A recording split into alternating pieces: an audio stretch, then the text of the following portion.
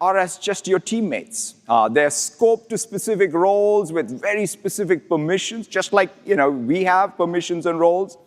For example, a facilitator agent is someone you can add to your team's meeting, and the facilitator will help keep the meeting focused, moderate the meeting, chats, as well as the follow-up and action items.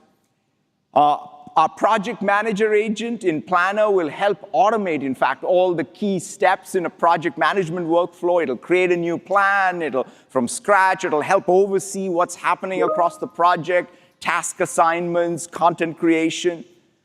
And next is even self-service agents, right? So these agents provide really useful information, answer questions on policies, but not just that. When it comes to HR and IT, these agents will help you complete the task. Think of these as just augmenting your HR and IT departments. And we're also announcing SharePoint agents. Every SharePoint site will now have a built-in agent. These agents provide instant access to real-time information and insights from your knowledge base in the flow of your work.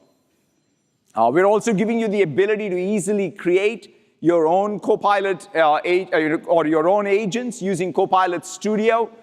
Sometimes we